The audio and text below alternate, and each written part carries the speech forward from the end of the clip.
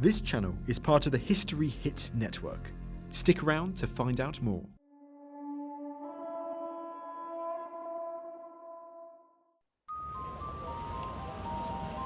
Little boots, aren't they sweet? The kind of thing which makes even the most macho man go gaga. 2,000 years ago, a group of burly centurions on the fringe of the Roman Empire made a pair of tiny shoes for a toddler, and they gave him the nickname Little Boots. The name stuck, and 20 years later, when the toddler became the Roman emperor, he was still called Little Boots, or as they say in Latin, Caligula.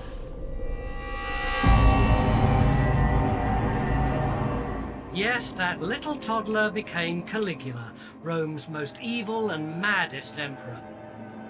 A man famous for making his horse a member of the Senate, who sent his legions to the ends of the earth just to collect seashells, and who believed himself to be a god. A 100% pure maniac, capable of having his favourite singer flayed alive while complimenting him on the melodiousness of his screams. But was he really like that? If Caligula was so evil, why was there a public outcry when he was assassinated? And if he was bonkers, why did they make him emperor in the first place? So how mad was he? Deranged or just deadly? This is my attempt to analyse one of the most villainous minds in human history.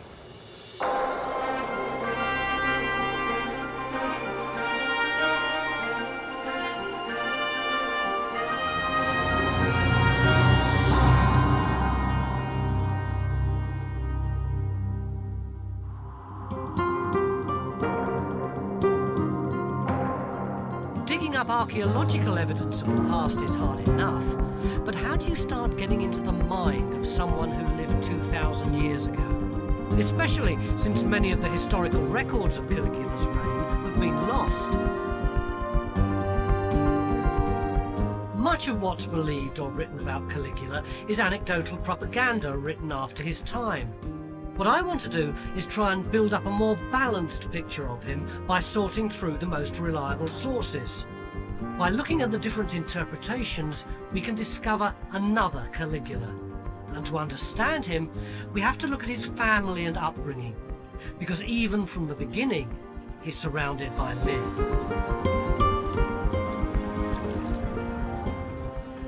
Caligula's passport to success was the fact that he was the son of a national war hero. In fact, there was a story floating around at the time that he'd actually been born in an army camp while his father was fighting a battle. The reality, though, is that he was born here in Antium in southwest Italy on the 31st of August in the year 12 AD. Antium, or Anzio as it's now known, was the Roman equivalent of the Hamptons, a summer playground for the super rich, just a little bit away from town. Caligula's real name was Gaius. He was the third son of a wealthy family, and if he didn't have his nickname yet, he had just about everything else you can imagine. His father was the legendary war hero Germanicus, who won the hearts of Rome with his conquest in Germany. But he was far more than a war hero. The Emperor Tiberius had adopted Germanicus as his heir. Caligula's whole life was to be influenced by the reflected glory of his father. His mother's side was no less auspicious. She was the granddaughter of the Emperor Augustus, whose charismatic leadership had made the concept of one-person rule popular in Rome. The emperor-to-be and his wife were the dream couple and had the world at their feet. Although Caligula was their third son, he could never have predicted he'd become emperor himself. We know Caligula was a sickly child and he was spoilt rotten, but he also seems to have been something of a prodigy. His father used to travel to the outposts of the empire, and sometimes he'd take his whole family with him. Clearly, Caligula picked up his father's diplomatic skills, because at the age of 6 at a place called Assos, he made his first public speech. He was loved and adored by everyone. So it must have made it all the harder when the rug was pulled from under him. History Hit is a streaming platform that is just for history fans, with fantastic documentaries covering fascinating figures and moments in history from all over the world. Our extensive catalogue of documentaries covers everything from the rise of Hannibal Barca to the illustrious treasures of King Tut, So sign up today for broadcast quality documentaries uncovering the mysteries of the ancient world. We're committed to bringing history fans award-winning documentaries and podcasts that you cannot find anywhere else. Sign up now for a free trial, and Odyssey fans get 50% off their first 3 months. Just be sure to use the code Odyssey at checkout. When he was just 7, everything started to go wrong for Caligula. On campaign in Syria, his father Germanicus fell ill and died. The tragedy of his early death sealed his mythic character. In people's minds, Caligula's father would always be the dashing young emperor Rome never had. Death made his reputation, but it doomed his family. Caligula's mother expected her eldest son to become heir, but instead the Emperor Tiberius chose his own grandson, Gemellus. Caligula's mother was furious, and in pushing her case, she made herself and her family deeply unpopular with the emperor.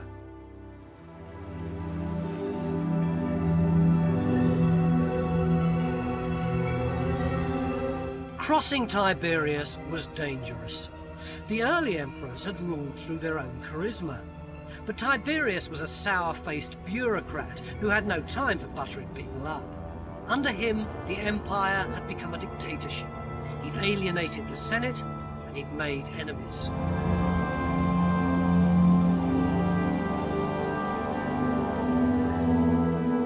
In fact, he became so paranoid about plots that he moved his seat of power to Capri. But away from Rome, the remote emperor was even more terrifying. He ruled by proxy, with his Praetorian guards dealing swiftly with supposed threats like Caligula's family. The teenage Caligula was witness to a ruthless purge. First his mother and elder brother were exiled, and then his second brother was jailed in Rome. Farmed out to elderly relatives, Caligula was isolated politically and emotionally. All he had left in the world were his 3 sisters. With them, he formed an intensely close bond. So close, some people said the relationship was sexual as well.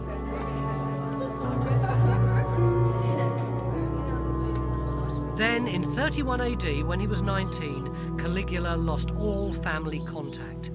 He was summoned by Tiberius to his island hideaway here on Capri. As he arrived, he must have wondered what lay in store. Was he going to be an honoured guest or a political victim? If ever there was a place that could literally tip you over the edge, this is it. Tiberius was famous for his treason trials, which he used to hold in secret in his palace. Senators would be summoned here, they'd be dragged in front of the court and never seen again. The rumour was that the sentence was carried out by hurling them off this cliff down to their doom below. So this was the kind of oppressive atmosphere that Caligula was brought up in. For 12 years, he hadn't lived with his father. For the last 4, he'd been a virtual orphan, farmed out to his great-grandmother and an elderly aunt, and now he was going to have to live completely on his own. But he seems to have worked out a strategy for survival.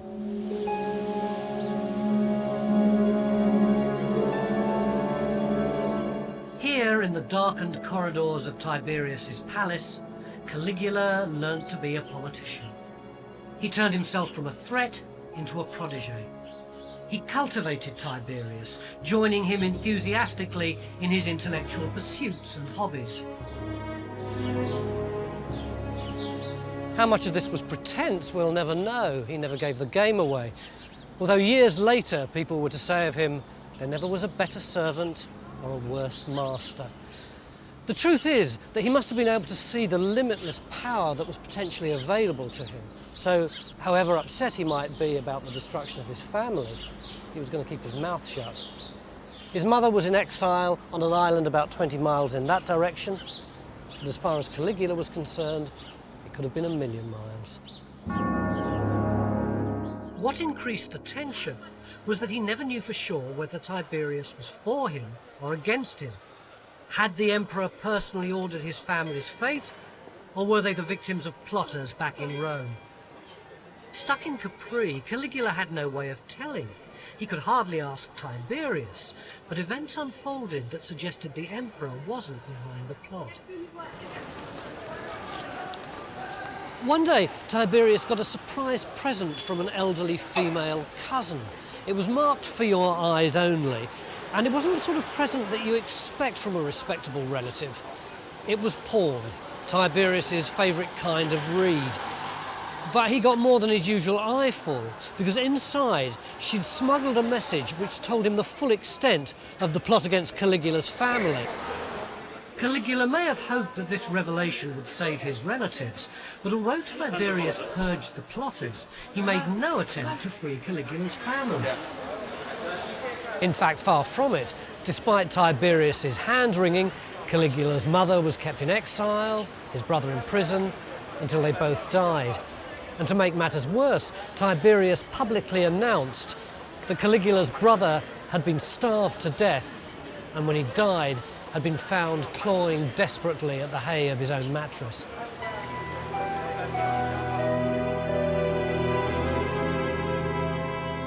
It'd be wonderful if we could get into the mind of Caligula while he was on Capri. He may well have blamed Tiberius for what was happening to his family. On the other hand, he may have been indifferent to what was happening to his family. We just don't know. And it's very possible that he saw the demise of his brothers as opening up an opportunity for himself, and so was really quite indifferent to their fates. But his silent strategy towards the man who'd murdered his family paid dividends.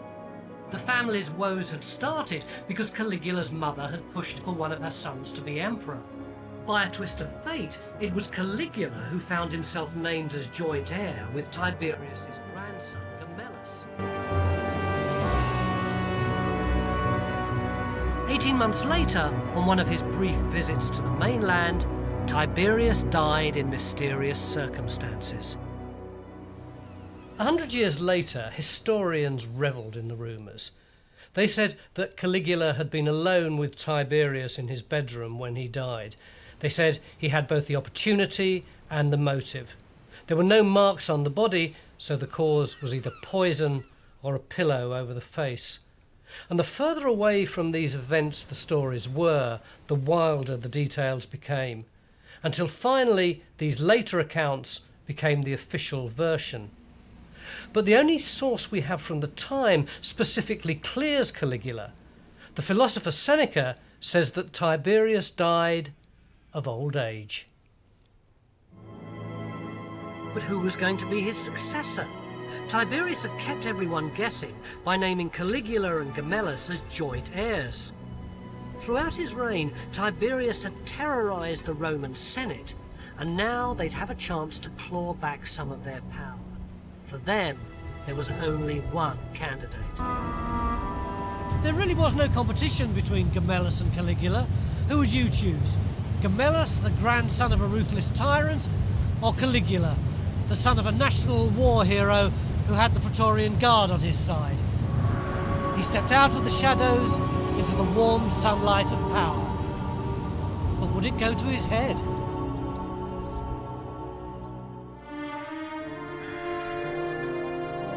History has left us a portrait of Caligula as the archetypal mad tyrant.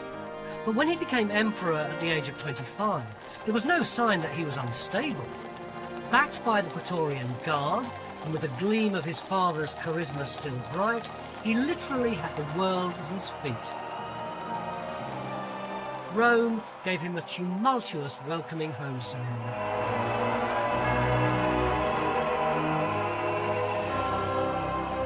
The crowds that thronged the Appian Way leading to Rome were massive and wild with excitement. They were more like adoring fans than respectful subjects. Instead of bowing and curtsying as he passed by, historians tell us they shouted out names like Chick, Star and Baby. The army loved it. The family of Germanicus was back in power, and the mob had got the son of their old war hero as their new emperor and superstar. In spite of his terrible reputation, everyone agrees that Caligula's first 6 months were a triumph and he could do no wrong. Tiberius had been a glum spoilsport, a mean grey-suited administrator who denied the mob their fair share of entertainment. In contrast, after 6 years in silent terror on Capri, Caligula shared their enthusiasm for a bit of fun. His games and entertainments lasted from morning till evening. There were lavish gifts and an ambitious building programme. Money was no object. And he did the right thing by his family, bringing his mother's ashes back to Rome for a state funeral. People loved him for it, and were happy to accept him as sole heir, even if it hadn't been Tiberius's will.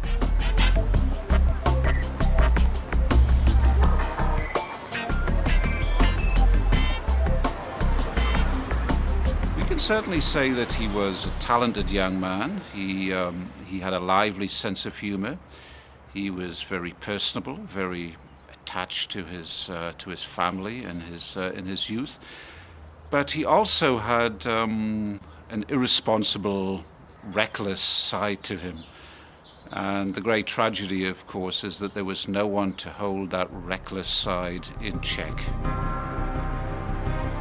Historians tell us he was fanatical about chariot racing and wasn't content just to be a spectator. He liked to ride himself. This was something no well-bred Roman was supposed to do. But Caligula was emperor. He could do what he liked.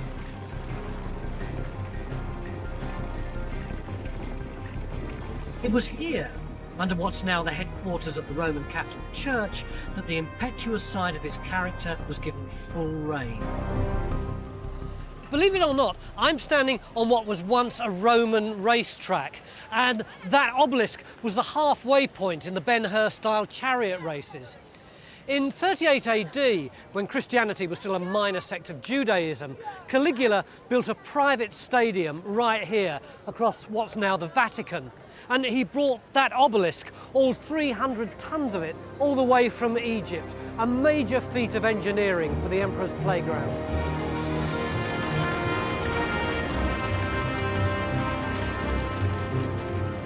The track of the stadium was like a huge, long, thin dog track with the top curve right in the middle of what's now the square, somewhere around where the obelisk is. And then the track itself was about 40 or 50 metres wide, and it stretched about 500 metres in that direction. So the halfway point was just beyond where the front of St. Peter's is now.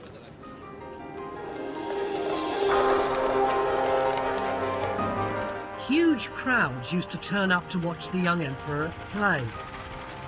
And if the aristocrats frowned, they were willing to overlook a little youthful enthusiasm.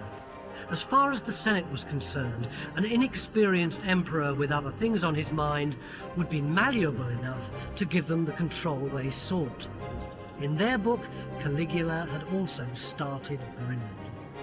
He'd promised to return power to the Senate after Tiberius's autocratic reign, to abolish the dreaded treason trials, and he'd said he'd destroyed all the secret files naming the plotters against him and his family.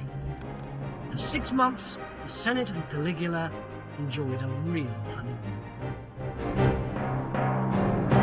You come into power, and everyone is wonderful to you. Yeah, gives you stuff, bows in front of you. Absolutely, everyone wants you on their side. You're still an unknown quantity. And he swims in this, he loves it. And he knows the right things to do. He knows that Tiberius was hated, and that anything he can do to distance himself from what Tiberius was hated for will be good. Very soon, he has to cope with the problems of actually being emperor.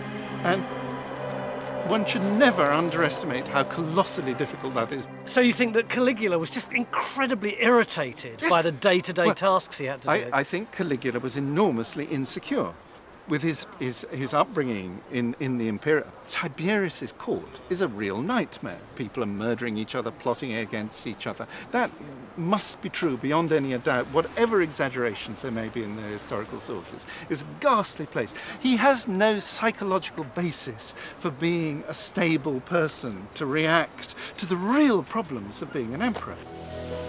Outwardly, the young Caligula put on a brave face for the Roman populace, but the public exterior disguised the complexity of his feelings. Behind the mask of the successful young aristocrat lurked a very different personality. He was dark and brooding. He wandered the corridors of the palace late at night, his dreams racked with nightmares. He was intelligent but highly strung and lurched from happiness to deep despair in an instant. When he spoke rapidly without stopping. Very, very eloquently, but he would be carried away by the power of his own rhetoric. He seems to have been very, very impatient with individuals around him, very, very sarcastic. So he was a man, I think, who found it very difficult to relax. The last 6 months had been all too much for Caligula. The release from repression, the emotion, the excitement took their toll on the highly strung emperor. In late September, he suffered some sort of breakdown. We don't know whether the illness was mental or physical, but we do know it took him out of circulation, and it marked a turning point for Caligula. For 3 months, it was touch and go. As news filtered down from his palace on the Palatine, the empire held its breath. People slept out in the open in the shadow of the palace waiting for press releases. It was a bit like the death of Princess Di. The whole nation seemed consumed by depression. Over-enthusiastic aristocrats made rash promises to the gods that they'd fight as gladiators or commit suicide if Caligula would only recover. Later, they must have wished they'd kept their mouths shut. Early the following year, Caligula appeared to make a full recovery. There was joy and relief all round the empire. But it was a very different Caligula who emerged from his enforced isolation. And the first victims of this changed personality were the toadies who'd wished so hard for his recovery. The man who'd volunteered to fight as a gladiator if Caligula recovered was forced to fight in the arena several times before he was finally released.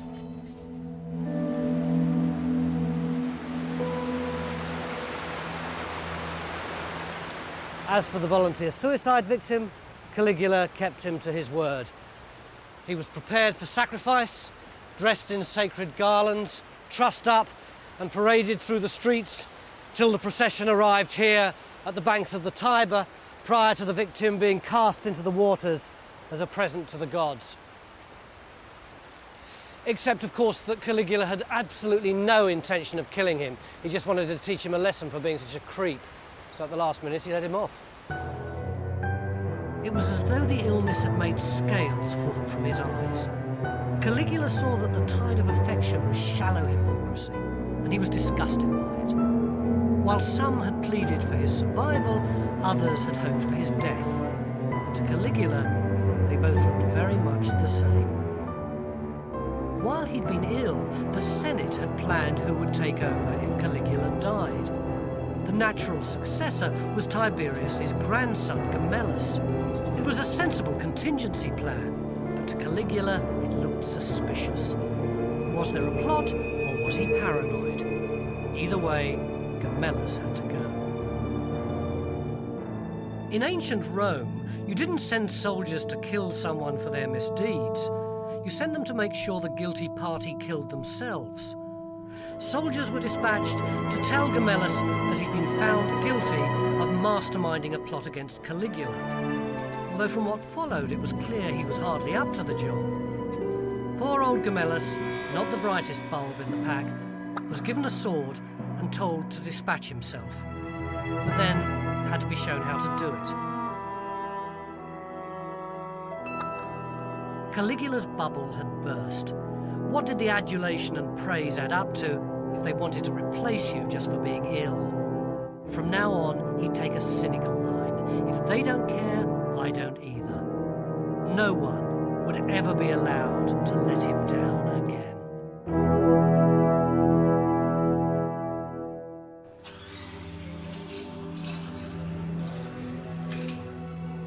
So far, the Caligula we found hasn't been simply insane. Our interpretation of the anecdotes about him has uncovered a far more complex and devious character than that. The illness that ended his 6 months' popularity was followed by another blow to his psyche, the death of the person he was closest to in the world, his sister Drusilla. He'd always had an unnaturally intense relationship with his sisters, especially Drusilla, and when she died in 38 AD, he was devastated. He was too stricken to attend the funeral rites, and instead took himself off to the country, refusing to cut his beard and hair as a sign of mourning. There's very little in contemporary accounts to back up later allegations of incest, but his sister's death broke something in Caligula. Public games and festivities which had made him so popular were banned, and Drusilla was declared a goddess. Her statue was set up in the Temple of Venus. It's the Caligula that emerges from this period of mourning that gives us all the memorable anecdotes about him. These are the stories that have given rise to the belief that he was utterly mad, but you can learn more about Caligula by setting them in context. His feasts were legendary, with loaves of bread made of gold and pearls melted in vinegar to drink. We know this to be true, but luxury and excess were normal for a rich Roman. It's said Caligula would take any senator's wife he fancied away from the feast, and then come back and give the table a lurid account of what he'd just done to her. Or he'd undress his own wife in front of company to show what a lucky man he was. But it seems to me that this only proves he had a viciously sadistic streak, not that he was mad. Even though he loved his wife, he'd often kiss her neck and whisper in a musing way, "Off comes this very attractive head, whenever I choose to say the word." But what's revealing is how often the butts of his sadistic humour are the people he saw as his political enemies, members of the Senate. In one story, 3 obsequious senators are summoned to the imperial palace late at night. Not good news at the best of times. They're ushered into the emperor's private theatre, and they sit there, not knowing whether it's execution or exile. When suddenly, the curtain opens, Caligula prances on stage, does a bit of a song and a dance act, then disappears without comment into the night, presumably really pleased with himself at the terrifying effect of his practical joke. He wasn't just interested in humiliating individuals. When he came to power, he promised to work with the Senate. But after his breakdown, he saw them all as enemies. And it wasn't just paranoia. He'd grown up believing that it was Tiberius who'd killed his parents, but when he searched through the records, he discovered the role that the Senate had played in going along with it. He turned on them viciously. He entered the Senate here and launched a fierce and confrontational attack. He said that he'd actually still got the documents which he'd said he'd destroyed. They told him that all the people that Tiberius had tried and killed were in fact guilty. Not only that, but they named some of the co-conspirators who'd done for his family. Given these revelations, Caligula said he was going to reinstate the treason trials to find the rest of the culprits. He ended with the words, "Let them hate me as long as they fear me." On both counts, the senators did. The Senate is full of precisely the power brokers of the Roman Empire. If anyone is going to be powerful, going to be doing anything, they're going to be in the Senate. And so, of course, his friends and his enemies are going to be in the Senate. A wise emperor plays down the enemies, ignores them, marginalizes them, and plays up the friends. Caligula does the one thing you should never do, which is rant against the Senate as a body. Caligula despised the sham of democracy in the Roman system. One of the most famous stories taken to prove his madness was in fact a deliberate slur on the Senate. It said he wanted to make his favourite horse consul, the highest office in the land. But he never did. It was an insulting joke. Even my horse could do a better job than you lot. At the heart of Caligula's story is a conflict between 2 visions of what the emperor was supposed to be. The Senate believed the emperor was only there with their permission. Caligula saw himself as the inheritor of Augustus, a member of the imperial dynasty with a divine right to rule. And it's in this context we should see the most spectacular example of what his enemies saw as madness, but what he saw as proof of his absolute power. It took place in the summer of 39 AD. And it all happened right here, or rather out there, in the Bay of Naples. Nothing would get in the emperor's way, even if he wanted to walk on water. Caligula proposed riding his horse 3 kilometres across the Bay of Naples. Once he decided to turn the sea into land, this whole area became one enormous shipyard. He built lots of boats here in the bay and got lots of others in from ports outside, till he got about 200 of them, which he lashed together in 2 long lines right the way across the bay. Then he anchored them and laid a big wooden bridge all the way along on top. Then, dressed in a long purple cloak encrusted with gold and jewels, and wearing the breastplate of his hero Alexander the Great, he and the Praetorian Guard charged all the way along the length of the bridge. But he wasn't finished yet. He waited for dark and ordered thousands upon thousands of torches to be lit across the bay. It was extravagant, it was outrageous. Caligula had turned water into land and night into day. He was rivaling the gods. He was in charge. The ordinary Romans loved this excessive display, but the people challenged by Caligula's absolute power thought it was vulgar and dangerous. He could command fear, but not loyalty. And back in Rome, problems were brewing with an increasingly excluded Senate. Later that year, a widespread plot was discovered. Caligula's reaction shows that he still had a firm grip on reality to act in a political crisis. The plotters were killed or exiled, and in response, Caligula came up with a brilliant plan for restoring political stability. An emperor with control of the army had control of the Senate, and there was nothing the legions liked more than a successful leader like Julius Caesar or Caligula's own father, Germanicus. Caligula decided to emulate him and launched a campaign against the barbarians. This is where Caligula decided to make his presence felt, here at the very edge of the empire on the banks of the River Rhine. This natural barrier was supposed to separate Roman civilization from the barbarians beyond. But for years, a lax Roman commander had been totally unable to prevent the troops making embarrassing sorties over this side of the river. Caligula sacked him and had him replaced by a strict disciplinarian. Then, as soon as the troops had been knocked back into shape again, Caligula headed north to join them on the border.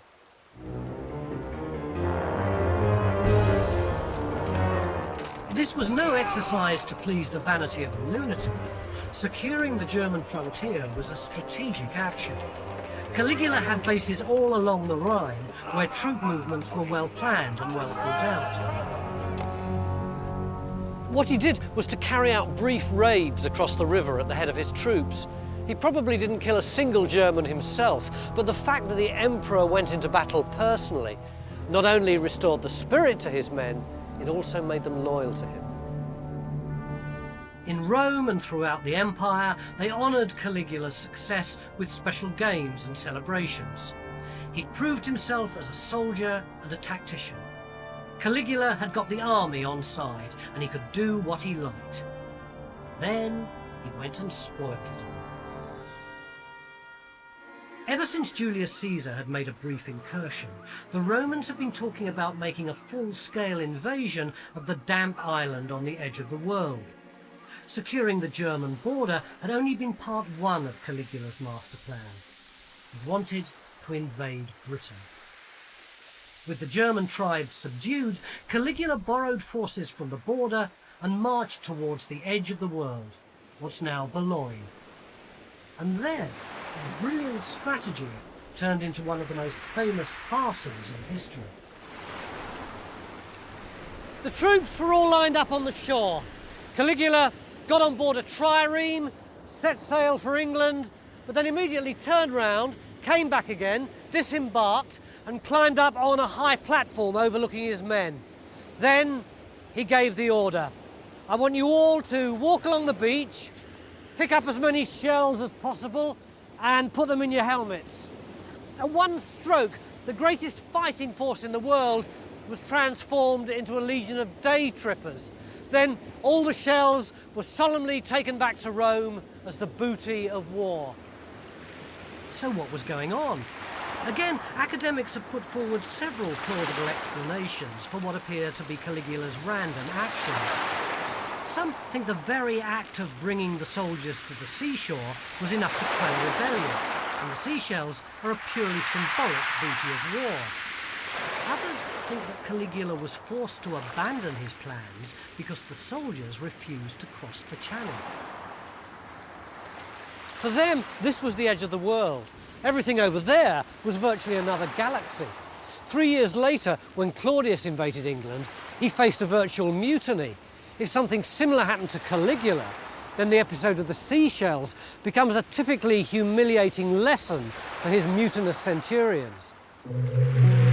Humbling a bunch of tough soldiers fits in with the sadistic side of Caligula's character, but he reserved his real cruelty for the Roman elite. And when a deputation of senators arrived to request his return to Rome, he slapped his sword and said, "I'm on my way, and I'm bringing this."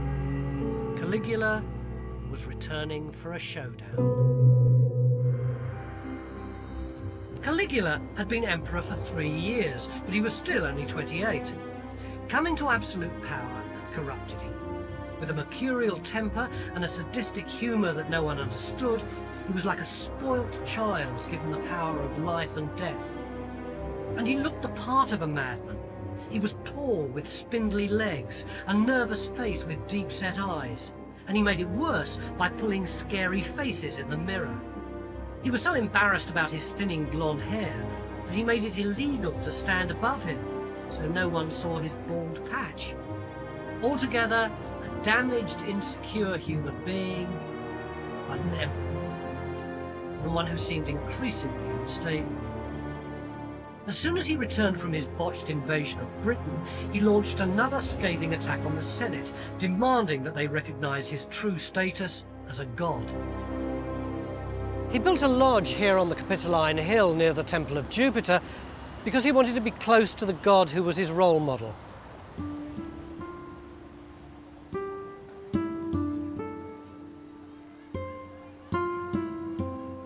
He commissioned a life-sized gold statue of himself as his favourite god, which he dressed up in different clothes every day.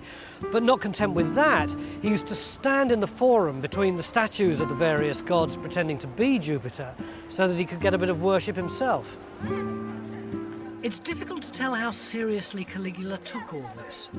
When a simple working man told Caligula he was acting like an idiot, the emperor just laughed. But Caligula's demands that the Senate recognise him as a god were far less outrageous than you might think. The Romans had many gods. His great-grandfather Augustus had been deified after death, and for centuries Eastern rulers like the pharaohs had been seen as living gods. Caligula's claims weren't delusions, but demands for additional status. But this further alienated the Roman elite, who still believed that the emperor should essentially be just another citizen.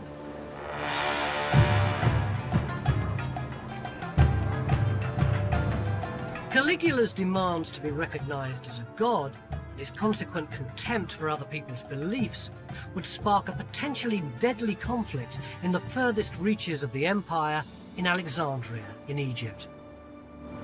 The Romans and the Jews had lived peacefully together, but under Caligula, anti-Semitism reared its ugly head, and it began here.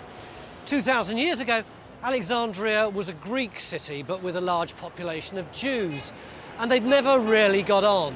Then the Jews were herded into one area of the city, the world's first ghetto, and there were riots, anti-Semitic attacks, and reprisals. It was the emperor's job to act as peacemaker. A Jewish delegation was sent to present their case in Rome. When they arrived, Caligula was busy sorting out the finishing touches to his newly redecorated palace. He was clearly in a mischievous mood, and the delegates were desperate to show their loyalty, so he encouraged them to chase after him as he scuttled from room to room, dealing with his carpenters and his interior decorators. Then finally, he turned on them and he said, "So why don't you eat pork?" And when they stuttered their replies, he interrupted them with, "Yes, it doesn't taste very nice, does it?" Of course, his cronies fell about.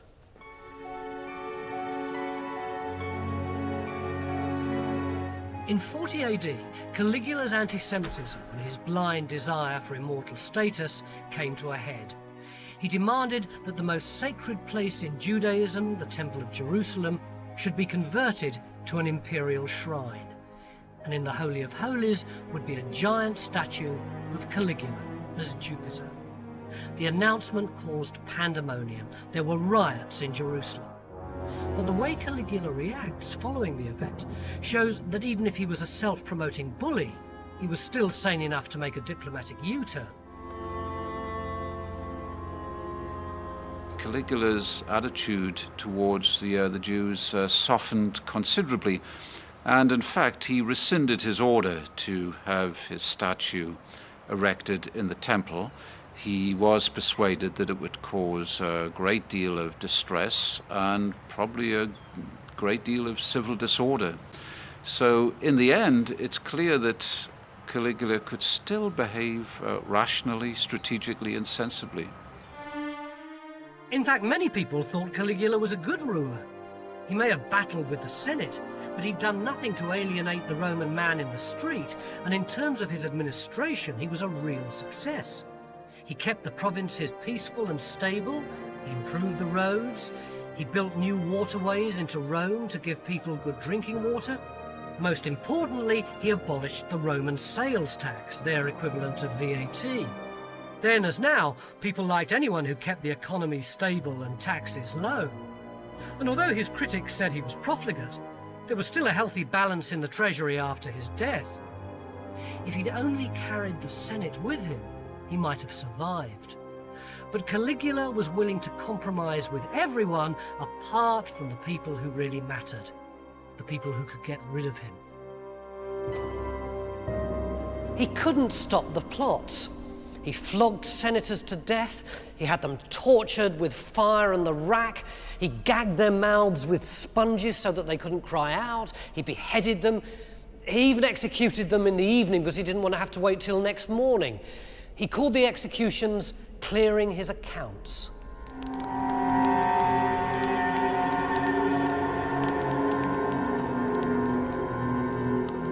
And yet he was so moved by the wrecked body of an actress called Quintilia, who'd survived the torturers without revealing anything, that he gave her 800,000 sesterces by way of compensation. And yet the irony was that although many of his victims were innocent of the crimes they'd been tried and tortured for, Quintilia was actually guilty of taking part in a conspiracy to murder Caligula. It didn't matter how unpopular an emperor was with the Senate if he retained the loyalty of the Praetorian Guard. So only a fool would deliberately alienate their commanding officer. Caligula was that fool. The boss of the Praetorian Guard was a tough soldier called Chaerea, but he'd got this thin, reedy voice, and so the emperor used to tease him for being a bit of a girl. For instance, if Chaerea had to thank him for anything, the emperor would hold out his hand to be kissed and then whip it away at the last moment and give an obscene gesture. Or if Chaerea had to ask him what the password of the day is, Caligula would say that it was something obscene like Venus or Big Willie. Let's hope Caligula enjoyed the joke, because he paid for it with his life.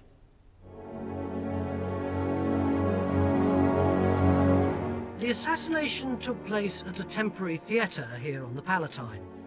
Caligula had come to watch his favourite actor in a play. He was in high spirits. There was the sort of carnival atmosphere that had made him so popular. There were no reserved seats, and the theatre was in chaos.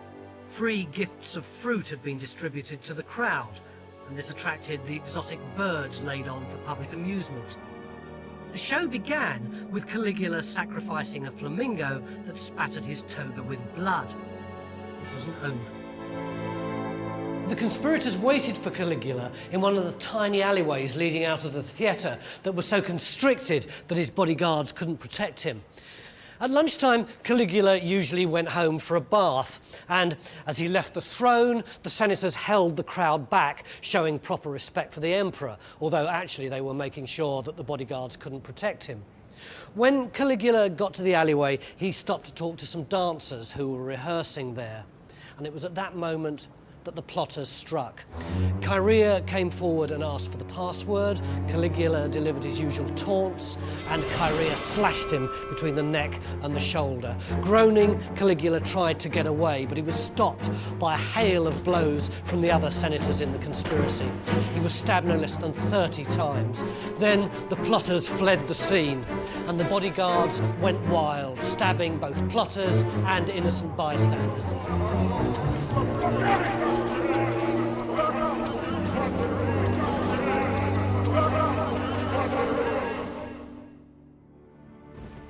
Meanwhile, the conspirators also went on the rampage. They stormed into the palace. They wanted to ensure that Caligula had no heir, so they stabbed his wife, then took his baby daughter by the feet and dashed out her brains against a wall. Next day, the Senate met in great excitement. It seemed that this was their chance of regaining ultimate power and re-establishing the Republic that had been destroyed by Julius Caesar. But just like the senators that had killed Caesar, they'd underestimated the people's affection for their emperor.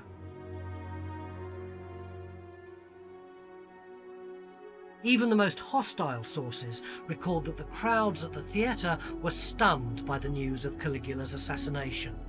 Now they turned up on the streets in anger to demand a successor to Caligula. Even Claudius, Caligula's stuttering uncle who became the next emperor, was preferable to the Senate. Caligula's killing proved he was no god, but the mob's reaction is the final evidence that he was far more complex than a cardboard cutout lunatic. So was Caligula mad? He was certainly calculating and cruel with a strong streak of sadism, although I doubt if any judge today would section him. But in a way, isn't that worse? This bright, young, manipulative man who thought he could get away with anything, but when his manipulation brought him supreme power, it turned him into even more of a monster. Caligula came from a long line of revered military men, but instead of glory on the battlefield, he chose to fight with everyone, even the Senate. If anyone was mad, it was the senators themselves for thinking that the son of a hero would be a hero too, rather than the paranoid young sadist he actually was. In the end, it was them who paid the price for his short, sharp, and brutal career.